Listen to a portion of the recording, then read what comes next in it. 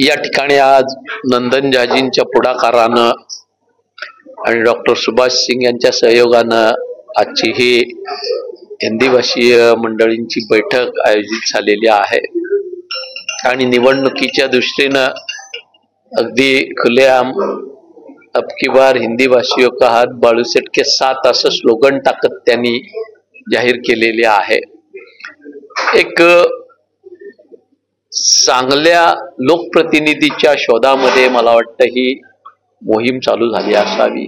जो अनुभव गेल्या 15 वर्षामध्ये प्रशांत ठाकूर यांचा त्यांनी घेतला आणि या ठिकाणची परिस्थिती आहे, पायाभूत सुविधा 15 वर्ष आमदार राहिल्यानंतर जर माणूस देऊ शकत नसेल तर त्याला लोकांनी का सहकार्य करावं हाही प्रश्न आहेच। रस्ते नाहीत, पाणी नाही, वीज नाही, रस्त्यावर शेवरेजचं पाण्याचा वास घेतल्याशिवाय तुम्हाला जाता येणार नाही। टोल नाके असतात जसे हायवेला तशा पद्धतीनं अशी परिस्थिती आहे। गार्डन ग्राउंडच्या कंडिशन्स अतिशय खराब आहेत। संध्याकाळी त्या गार्डन्स आणि ग्राउंड्स मध्ये गर्दुल्ले आणि बेवड्यांचं वास्तव्य असतं, वर्चस्व असतं, राज्य असतं। त्याचबरोबर खारघरला आलेली मंडळी ही कोटी, 1.5 कोटी, 2 कोटी, 2.5 कोटीची घरं घेऊन जे आलेत ते निसर्गरम्य खारघरच्या शोधामध्ये किंवा त्या सोसानं आलेली मंडळी आहे। हळूहळू खारघरची हिरवाई कमी होते, पर्यावरण त्या ठिकाणी बिघडतंय, धुळीचं साम्राज्य खारघरवर येतंय, प्रदूषणाचा विळखा या खारघरला वाढतोय, वाहतूक कोंडीची समस्या खारघरमध्ये होते, पार्किंगचे प्रॉब्लेम्स होते। हे साऱ्या गोष्टी ज्या की माणसाला 3-4 कोटीचं, 2 कोटीचं, 1.5 कोटीचं घर घेतल्यानंतर अपेक्षित नसतात, पण त्या या ठिकाणी सहन कराव्या लागतात। आणि म्हणून ही सारी मंडळी अनेक वेळा पाठपुरावा करून गेली।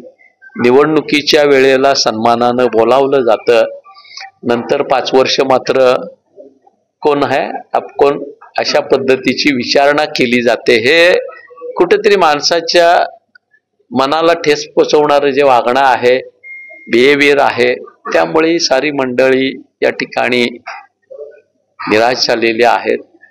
आणि चर्चे अंती मी माझ्या कामाची पद्धत त्यांना सांगितली, त्यांना मी स्पष्टपणाने जे काही आहे त्याच्या बाबतीत चर्चा केली। आता आमचे सूर जुळून आलेले आहेत आणि निश्चितपणानं मला विश्वास वाटतोय की अतिशय मोठा असा हा वर्ग आहे, स्वतःचे धंदे वगैरे चांगल्या पद्धतीने इस्टॅब्लिश केलेले, फायनान्शियली फुलफिल जे आहेत, चांगल्या नोकरीला असणारी वरिष्ठ पदावर मंडळी आहे, मोठे व्यावसायिक आहेत। तर ही सारी मंडळी जेव्हा अशा पद्धतीचा निर्णय घेते त्यावेळेस माझ्या दृष्टीनं हा प्लस पॉइंट आहे, बोनस आहे असं मी म्हणेन। आणि माझ्या स्वभावाप्रमाणे मी जे काही बोलतोय ते त्या टाइम शेड्यूल मध्ये करण्याचा माझा प्रयत्न असतो, रिझल्ट ओरिएंटेड काम करण्याचा माझा प्रयत्न असेल आणि त्याच अपेक्षेने सारी मंडळी आलेली आहे। बाकी त्यांना काय अपेक्षा असायचं कारण नाही, सारी अतिशय स्थिर स्थावर मंडळी आहे। खारघर चांगलं जतन व्हावं या उद्देशानं आली। कामोठा पनवेलची ही मंडळी आहे। एकंदर जी अवस्था पनवेलची अधोगती 20 वर्षामध्ये प्रशांत ठाकूर यांच्या झाली। पहिल्यांदा 5 वर्ष पनवेल नगरीचे नगराध्यक्ष म्हणून काम केलं, तेव्हापासून जी अधोगती चालू झाली 15 वर्षामध्ये आमदार म्हणून ती कायम अधोगतीकडेच गेलं। पुन्हा पनवेलला स्टेबल करून प्रगतीच्या पथावर आणण्याचं माझं उद्दिष्ट आहे आणि त्यासाठी ही निवडणूक महाविकास आघाडीचा उमेदवार या नात्यानं शिट्टी या चिन्हावर मी लढतोय। ह्या मंडळीने मला सहकार्य करावं अशी विनंती करायला मी आलेलो आहे। पाहायला गेलं तर यांच्या खूप साऱ्या समस्या आहेत, तुमच्या आमदारकीमध्ये कशा प्रकारच्या सोडण्यात? निश्चितपणानं मी सांगतोय, मी मगाशी यांना सांगितलं की मी जिल्हा परिषदेत काम करत होतो त्यावेळेस देशातली 2ऱ्या क्रमांकाची आदर्श जिल्हा परिषद कामकाज म्हणून APJ अब्दुल कलाम साहेबांच्या हस्ते माझा गौरव केला गेला। तो माझा नव्हता, कामाचा टीमवर्कचा गौरव होता जिल्हा परिषदेच्या। तसंच विधान परिषदेत काम करताना राष्ट्रकुल संसदीय मंडळाचे जे उत्कृष्ट भाषण आणि उत्कृष्ट संसद पुरस्कार असतात त्याच्यातला उत्कृष्ट भाषणाचा पुरस्कार मला मिळाला. तो ह्या पनवेल परिसराच्या समस्या नैना असेल, त्याच्यानंतर नवी मुंबई प्रकल्पग्रस्त असतील, खारघरच्या किंवा एकंदरच सगळ्या शहरांच्या नोडच्या सुविधा, पाणी पुरवठा, रस्ते, टॅक्सेशनचा विषय या सगळ्यावरलं होतं. आणि त्याला खरं तर मी विरोधी पक्षाचा आमदार, विरोधी पक्षातलाही अगदी एकांडा शिलेदार म्हणावं शका पक्षाचा, तशा पद्धतीनं जयंत पाटील आणि आम्ही लढणार. पण मी काम चांगलं केलं असेल, तज्ज्ञांच्या समितीनं त्यासाठी माझी निवड केली आणि द्रौपदी मुर्मूंच्या हस्ते माझा सन्मान झाला. त्याच्यामुळं मी जे बोलतोय ते जबाबदारीनं बोलतोय. उद्या मला आज सहकार्य झालं आणि पुन्हा काही गरज नाही, 4.5 वर्षांनी पुन्हा लॉक उघडा, असे कल्चरवाले आम्ही नाही. आम्ही काम करणारे कार्यकर्ते आहोत. त्या पद्धतीनं हे काम लाईनअप केलं जाईल.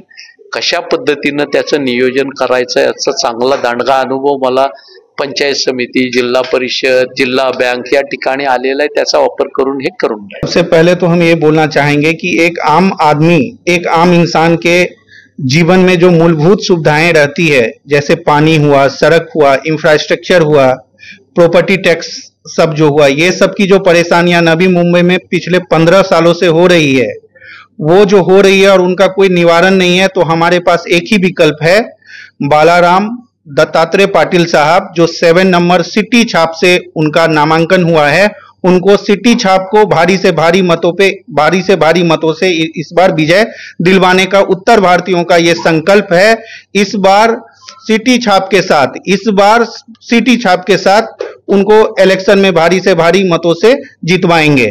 साथ में वो हमारे साथ वचनबद्ध हैं कि जो हमारी मूलभूत सुविधाओं के साथ साथ जो हमारे कोई भाई, हमारी कोई बहन, हमारे कोई गार्जियन कॉरपोरेशन में सहयोगी बनना चाहते हैं, कॉरपोरेशन में खड़ा होना चाहते हैं, समाज के लिए, सोसाइटी के लिए, सेक्शन के लिए हेल्प करना चाहते हैं, अपना सोशल कंट्रीब्यूशंस देना चाहते हैं, उस सोशल कंट्रीब्यूशंस में इनकी पूरी की पूरी सहयोग रहेगी और ये पूरे समर्थन देने का आश्वासन दिए हैं. इसलिए इस बार उत्तर भारतीय और हिंदी भाषी जितने हैं वो कसम खाए हैं कि इस बार सिर्फ बालाराम दत्तात्रेय पाटिल 7 नंबर सिटी छाप को ही वोट देंगे, इसके अलावा किसी को नहीं वोट देंगे.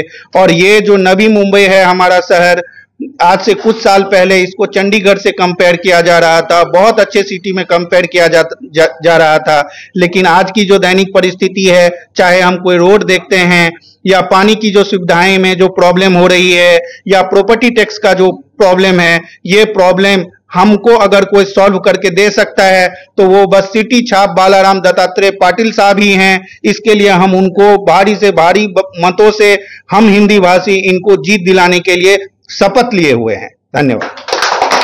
बालाराम पाटिल साहब का जो चिन्ह है, निशानी है, वो सिटी छाप है, जो कि 7वें नंबर पे है. उनको हम लोगों को कैसे भी करके जिताना है इस बार, और ये नहीं सोचना है कि भाई मतलब ये कैसे क्या होंगे. 100% वोटों के साथ हम लोगों को इनको विजय बनाना है. यही, इसके साथ ही हम लोग ये सभा को खत्म करते हैं.